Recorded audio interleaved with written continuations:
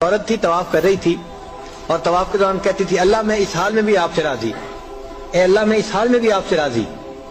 تو ایک آدمی نے یہ سنا تو بڑا حیران ہوا، اس نے اس سے پوچھا کہ تو کیوں کہتی ہے کہ میں اس حال میں بھی آپ سے راضی، میں اس حال میں بھی آپ سے راضی؟ اس نے کہا کہ میں طواف ختم کر لوں گی نا تو میں تمہیں اپنا واقعہ سناؤں گی۔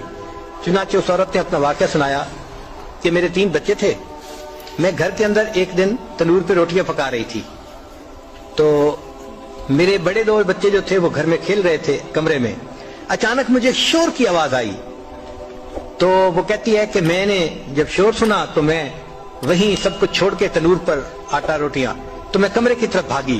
جب کمرے گئی تو میں نے ایک عجیب تماشا دیکھا کہ اس سے 1-2 دن پہلے میرے خاوند نے گھر میں بکری کو ذبح کیا تھا اور جس چھری سے بکری کو ذبح کیا تھا وہ اس نے کمرے میں رکھی تھی۔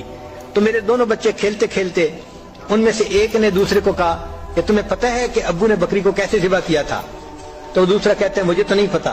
وہ کہتے ہیں اچھا آؤ میں تمہیں بتاتا ہوں کہ کیسے ابو نے ذبح کیا تھا۔ تو میرا درمیان والا بیٹا جو تھا وہ زمین پر لیٹ گیا اور بڑے لڑکے نے اس چھری کو اٹھا لیا۔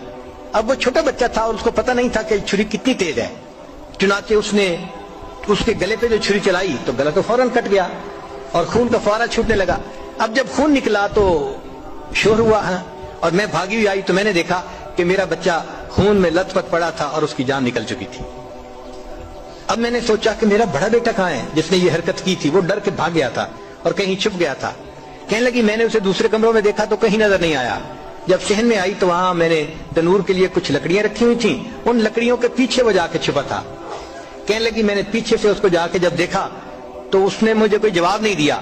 جب میں قریب گئی تو مجھے پتہ چلا کہ اس جگہ کے اوپر ایک سانپ بیٹھا ہوا تھا۔ یہ بچہ چھپنے کے لیے جب لکڑیوں کے پیچھے گیا سانپ نے اس کو ڈسا اور یہ بھی وہاں مرا پڑا تھا۔ کہتے میں اس کی لاش اٹھا کے لائی، ایک بچے کو ایک چارپائی پہ لٹایا اور دوسرے بچے کو دوسرے چارپائی پہ لٹایا۔ پھر اس کے بعد میں نے فیل کیا کہ میرا تیسرا چھوٹا بیٹا جو کرالنگ کرتا تھا، رینگتا تھا، وہ کہاں ہے؟ وہ مجھے نظر نہیں آ رہا تھا۔ کہنے لگی میں اٹھ کے جب جو ہے تنور کی طرف آئی تو میں نے دیکھا کہ اس نے کرال کیا اور وہ تنور کے اندر گر چکا تھا۔ تو میں نے اپنے زندہ بیٹے کو آگ کے اندر پورا جلتا ہوا دیکھا اور وہ بھی فوت ہو گیا تھا۔ تو میں نے تینوں بیٹوں کی لاشوں کو چارپائی پہ رکھا، پھر ان کو نہلایا، ان کو کفن دیے۔ جب تینوں کے جنازے ایک دن میں گھر سے نکلے تو میں عمرے کے ارادے سے آ گئی۔ اب میں طواف کر رہی ہوں اور اپنے اللہ کو کہہ رہی ہوں اے اللہ میں اس حال میں بھی آپ سے راضی ہوں۔